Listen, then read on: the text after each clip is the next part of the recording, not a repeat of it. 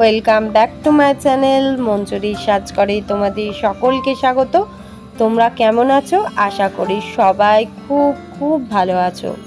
তো আজকে তোমাদের সঙ্গে একটা খুব সুন্দর লং ভিডিও শেয়ার করব।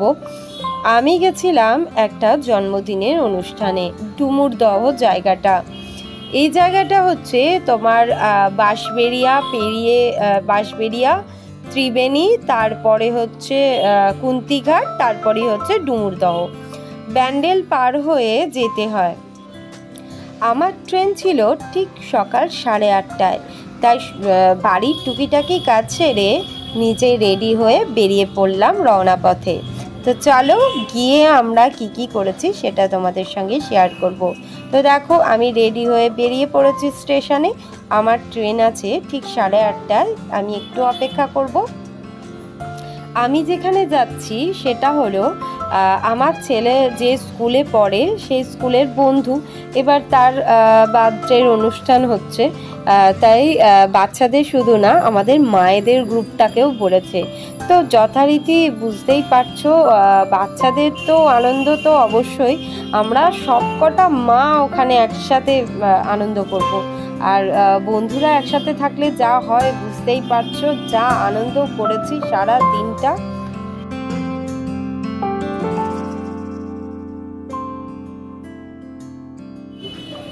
এই করতে করতে আমাদের ট্রেন জার্নি কমপ্লিট হলো।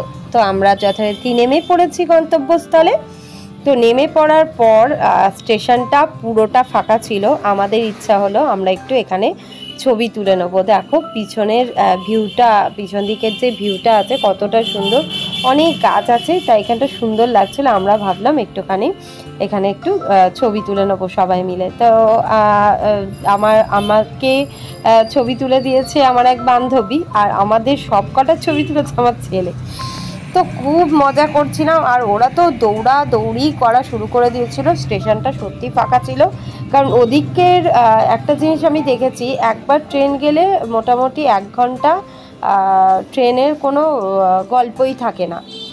এবার আমরা 3 নাম্বার থেকে ওভারব্রিজ পার হয়ে 1-এ যাব। ওই যে তোমরা ওদিকটা দেখছো, পুরো লাস্ট মাথায় আমাদের ওখানে টোটো ধরতে হবে। তো চলো তোমাদের সঙ্গে যেতে যেতে গল্প করি। এবার আমরা টোটোয় উঠে পড়েছি, তোমরা দেখতেই পাচ্ছ। আর আমাদেরকে এখন 4 জনকে দেখছো। তো আরও অনেকের আসার কথা ছিল, কিন্তু ওরা 8:30টার ট্রেনে আসেনি। ওরা আসবে 10:40-এ, একটা কাটোয়া লোকাল আছে সেই ট্রেনটায়। তো বুঝতেই পারছো প্রায় 13-14টা বাচ্চা একসাথে এক জায়গায় জড়ো হবে। তার মানে কি অবস্থা, মায়েদের অবস্থা তো খারাপ হয়েই ছিল। সারা দিনটা ওদের সাথে বক করে কেটেছে, আর কোনো কথাই শুনছিল না। সারাদিন ওরা খেলেই গেছে, খাওয়া তো দূরের কথা। কিন্তু আমরাও ভীষণ মজা করেছি জানো তো। তো কথা বলতে বলতে দেখো চলে এলাম ওদের বাড়ি। বাড়িতে এসে দেখলাম বনেদি টাইপের বাড়িটা, জানো তো, খুব সুন্দর। এরকম বাইরেটা দেখে এরকম মনে হচ্ছে, কিন্তু ভেতরটা আরও সুন্দর ছিল। বাচ্চাদের কাছে এটা বার্থডের অনুষ্ঠান ছিল না, যেন মনে হচ্ছে ওদের কাছে পিকনিক। আমার ছেলে বল নিয়ে গেছে, আর একটা ওর বন্ধু ব্যাট নিয়ে গেছে।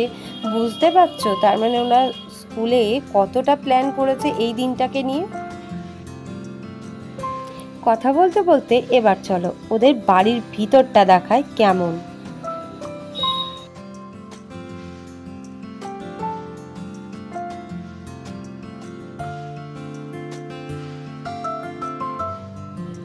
ভিতরটা না মানে পুরো ফাঁকা, অনেকটা বড়। দেখো এখানে কোনো দরজা নেই, ভীষণ ফাঁকা, আর মানে খোলামেলা জায়গাটা।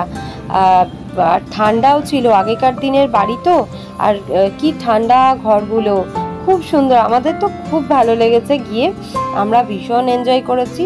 তারপরে একটুখানি রেস্ট নিয়ে আমরা টিফিন করতে বসে গেছি। যেহেতু আমরা অনেক সকালে গেছি, খিদে তো পেয়েছে, তো খেয়ে নেব। খেয়ে নিয়ে একটু রেস্ট নিয়ে আমরা একটু ঘুরতে যাব। এখানে আছে গরম গরম লুচি আর আলু চচ্চড়ি। উফ, এখানে খুব সুন্দর একটা আশ্রম আছে। ওখানে একটু ঘুরতে যাব। তোমরা তো আমাদেরকে দেখলে সব কটাকে, একটু কমেন্ট করে জানিও কেমন লাগছে আমাদের। এবার চলো একটু আশ্রম থেকে ঘুরে আসি। কিন্তু ওই দিনে কপালটা আমাদের খুব খারাপ ছিল। আমরা তো গেলাম, দেখো ওয়েদারটা কিন্তু তখন একটু মেঘটা ঘোর ঘোর করেই আসছিল। যেই আশ্রমে পৌঁছালাম কিন্তু কতটা সুন্দর হাওয়াও দিচ্ছিল আর জায়গাটাও ভীষণ সুন্দর লাগছিল। ভাবলাম একটুখানি আমরা দাঁড়িয়ে একটু ছবি তুলবো, একটুখানি ওখানে বসবো, কিন্তু আমাদের সেটা হলো না। আমরা আশ্রমে পৌঁছালাম, একটু দাঁড়াতেই মুষলধারে বৃষ্টি নেমে গেল। যথারীতি আমাদের তাড়াতাড়ি করে বাড়ি চলে আসতে হলো।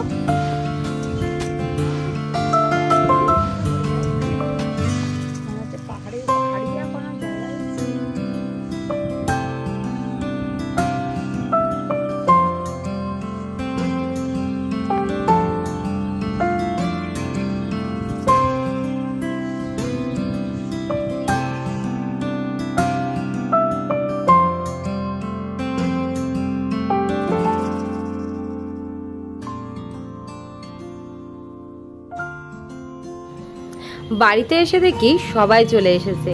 ওফ, এরা খুব মিস করছিল। দেখো কতগুলো বাচ্চা চলে এসছে একসাথে, আর ওদের তো মজাই আলাদা ছিল, আর আমাদেরও গল্পের আড্ডাটা বেশ জমে উঠেছিল।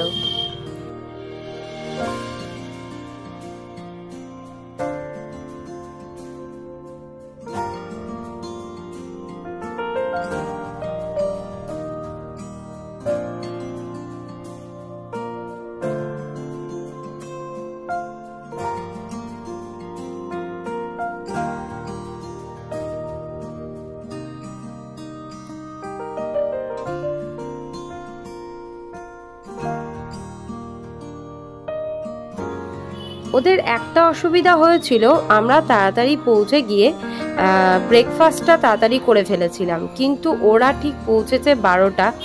তারপরে লুচি তরকারি খেয়েছে, ঠিক 2টোর সময় আবার খেতে বসা, কারণ আবার 4:25-এর ট্রেন ছিল।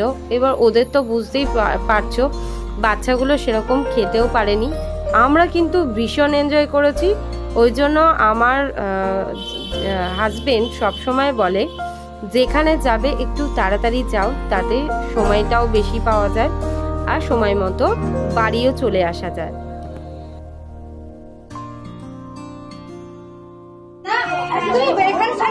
আমাদের সব এতগুলো জোগাড় হচ্ছে, তার চালচামিচি হবে না।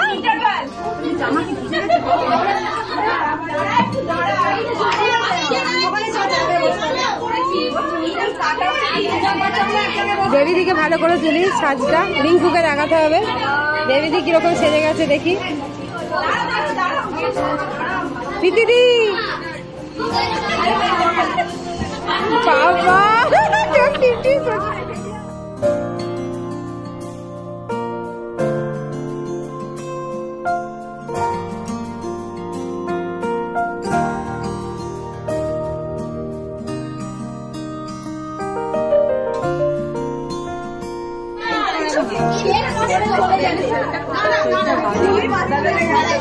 একটা মোমবাতি জ্বালিয়ে দিই, একটা জ্বালা হাততালি পড়ে যাবো।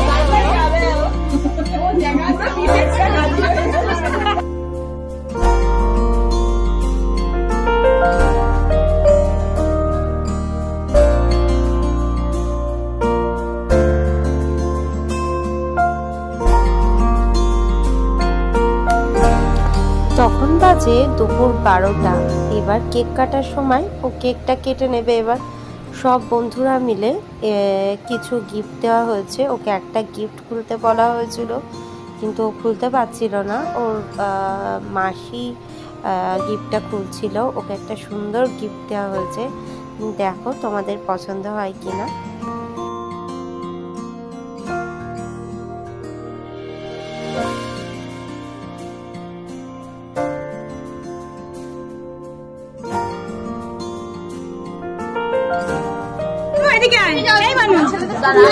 দাঁড়া দাঁড়া, দেখতেই তো পাচ্ছি।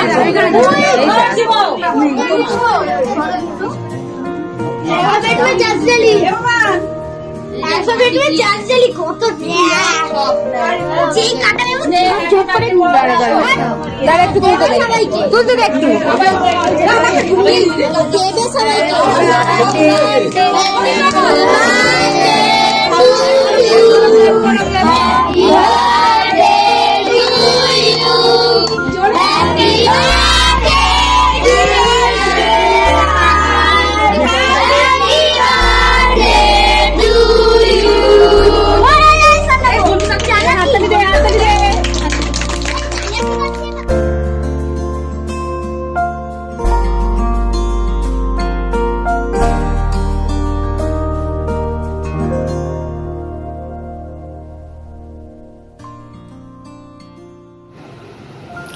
এরপর কেক কাটতে কাটতে কেক কেটে একটু খাওয়া দাওয়া হলো কেকটা। তারপর বাজে 1:30, তখন বাচ্চাদের খেতে বসিয়ে দেওয়া হয়েছে। আগে বাচ্চাগুলো খাবে, তারপরে আমরা মায়েরা বসবো। বাচ্চাদের মেনুতে ছিল পোলাও, মাটন, আর চাটনি, পাঁপড়, রসগোল্লা আর একটা লট চমচম ছিল।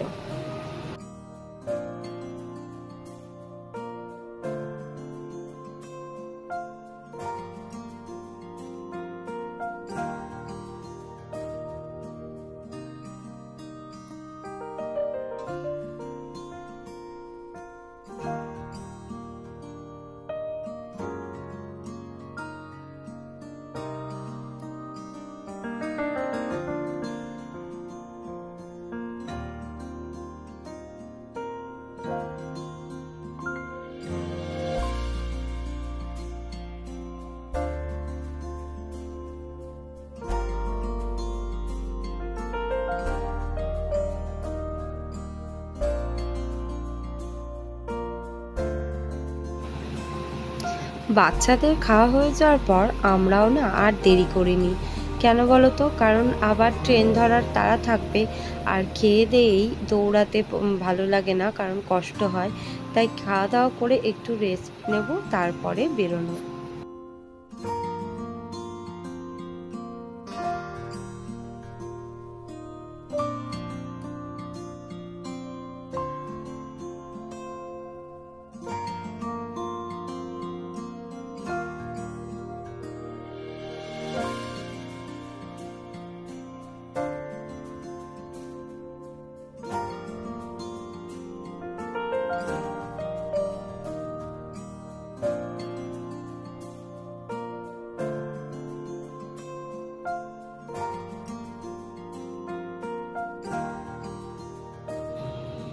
আমাদের মেনুটা অন্যরকম ছিল। প্রথমেই দিয়েছিল সাদা ভাত, মুগের ডাল, বেগুনি, তারপরে ছিল পোলাও। আমি তো মাংস খাই না, তার জন্য করেছিল পনির আর মাছের কালিয়া, চাটনি, পাঁপড়, রসগোল্লা আর মিষ্টি। 2 রকমের মিষ্টি ছিল।